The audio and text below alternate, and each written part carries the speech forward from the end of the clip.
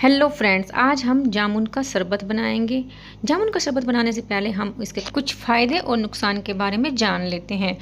जो जामुन होती है वो हमारी हार्ट की हेल्थ के लिए तो अच्छी होती ही है। साथ ही अगर आप डायबिटिक पेशेंट हैं आपको तो ये रेगुलर बेस पर ही खानी चाहिए, क्योंकि ये डायबिटीज़ को कम करने की बल्कि ख़त्म करने की भी कैपेसिटी रखती है। साथ ही इसके जो सीड्स निकलते हैं उनको फेंकना नहीं है, बल्कि उनको इकट्ठे करके धूप में अच्छे से वॉश करके सुखा लेने हैं और उसके पाउडर की आप फंकी ले सकते हैं। वो भी डायबिटीज़ के लिए बहुत ही अच्छी मानी जाती है। साथ ही इसमें बहुत अच्छी क्वांटिटी में एंटीऑक्सीडेंट्स होते हैं, जिससे कि अगर हम इसका सेवन करते हैं ये हमारी स्किन के लिए भी काफ़ी लाभदायक होती है। अब जान लेते हैं इसके कुछ नुकसान के बारे में भी। जामुन को हमें कभी भी खाली पेट किसी भी फॉर्म में नहीं खाना चाहिए, क्योंकि इसका डाइजेशन काफ़ी हैवी होता है और अगर हम इसे खाली पेट खाते हैं हो सकता है कि हमें कॉन्स्टिपेशन की प्रॉब्लम हो जाए या पेट में एसिडिटी बन जाए और कुछ लोगों को जलन की भी प्रॉब्लम हो सकती है। आइए वीडियो शुरू करते हैं। यहाँ पर इस रेसिपी को बनाने के लिए मैंने 125 ग्राम जामुन ली है। मुझे जामुन का टेस्ट पसंद नहीं आता है, इसलिए मैं आपको बस केवल कम क्वान्टिटी में बना करके दिखा रही हूँ। आपको जितनी क्वान्टिटी में बनाना हो या आपके पास कभी ज़्यादा क्वान्टिटी में जामुन आ गई हो, आप उसे कैसे महीने भर के लिए स्टोर कर सकते हैं वो भी मैं आपको साथ साथ बताऊँगी। मैं आपको दिखाने के लिए थोड़ी सी क्वांटिटी से इसे बना रही हूँ। ये देखिए, सारे जामुन को मैंने एक भिगोने में ले लिया है और इसमें मैंने 200 ml के लगभग पानी डाल दिया है और गैस को मैंने हाई फ्लेम पर ही ऑन कर दिया। पानी में अच्छा सा बॉयल आ चुका है।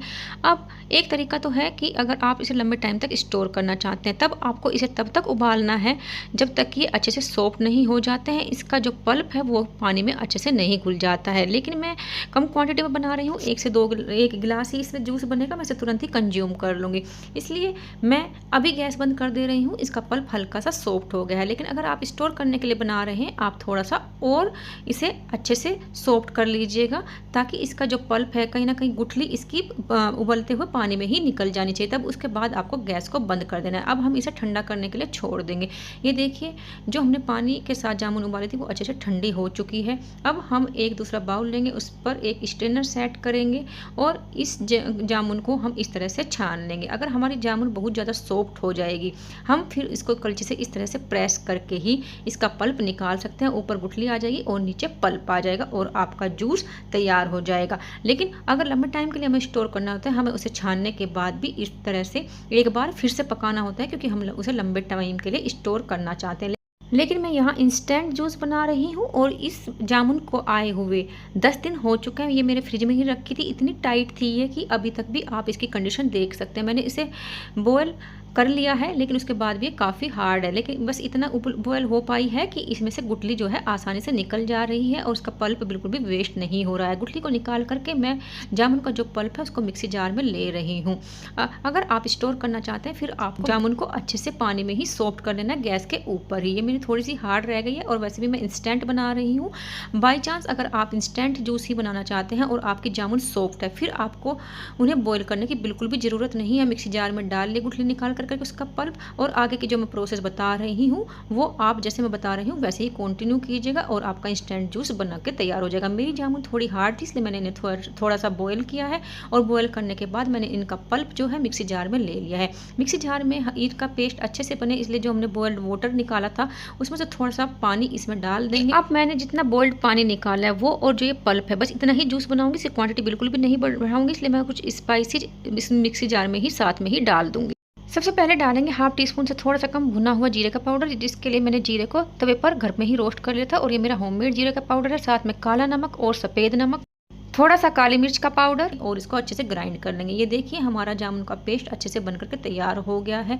अब आप चाहें तो इसे ऐसे का ऐसा यूज कर सकते हैं ताकि जो जामुन की न्यूट्रिशनल वैल्यू है वो ख़त्म ना हो। फिर आप इसको स्ट्रेन भी कर सकते हैं। मैंने इसको स्ट्रेन नहीं किया है, ऐसे का ऐसा ही ले लिया है। अगर आपकी जामुन अच्छी क्वालिटी होगी फिर वो बॉयल करने के बाद ही सॉफ्ट हो जाएगी, और जब हम उसे ग्राइंड करने से पहले स्ट्रेन कर रहे थे वहीं पर आपका जो पल्प है वो स्ट्रेन हो जाएगा। मेरी जामुन थोड़ी सी कच्ची थी और अच्छी क्वालिटी की नहीं थी, इसलिए मुझे ग्राइंड करना पड़ा है। और अब हमने जो पानी साइड में रखा था, जो हमने बॉईल करते हुए रखा था, उससे मिक्सी जार को भी धो लेंगे और बाकी बचे हुए पानी को इस पल्प में मिक्स कर देंगे। अब अगर आप डायबिटिक पेशेंट नहीं हैं फिर आप इसमें थोड़ी सी देसी खांड या मिश्री का पाउडर डाल सकते हैं, ताकि जो इसके हेल्थ बेनिफिट है वो हमें पूरे के पूरे ही मिले। मैंने यहाँ पर देसी खांड डाली है। साथ ही इसमें अच्छे से टेस्ट के लिए और उसका डाइजेशन बढ़ाने के लिए हम हाफ लेमन का जूस भी डाल देंगे और इन सबको अच्छे से मिक्स कर लेंगे। ये एक तरह से हमारा इंस्टेंट जामुन का शरबत बनकर के तैयार हुआ है। इसे हमें स्टोर नहीं करना है बल्कि तुरंत बना करके पी लेना है। लेकिन अगर आप इसे स्टोर करना चाहते हैं फिर आपको इसमें शुगर की मात्रा भी बढ़ानी पड़ेगी, साथ ही इसे एक बार और कुक करना होगा और कम से कम आधा तार की चाशनी तक आप इसे कुक कर लीजिएगा। वो एक तरह से आपका जामुन का कंसंट्रेटेड शरबत बनकर के तैयार हो जाएगा। आपको जब सर्व करना हो एक गिलास में 1 से 2 टेबल स्पून अपने टेस्ट के अकॉर्डिंग आप उसमें मिक्स कीजिएगा ठंडे पानी में और आपका शरबत इंस्टेंट बनकर के तैयार हो जाएगा। और जामुन का कंसंट्रेट आपका महीनों भी खराब नहीं होगा। यहाँ पर मैंने इंस्टेंट शरबत बनाया है क्योंकि कम क्वांटिटी में इसे अभी फिनिश कर दूंगी, इसलिए मैंने इसको सेकंड स्टेप में कुकिंग नहीं की है बल्कि इसको ऐसे ही सर्व कर लिया। अगर आपको आज की मेरी वीडियो पसंद आई हो कमेंट बॉक्स में लिख कर जरूर बताइएगा। Thanks for watching, bye.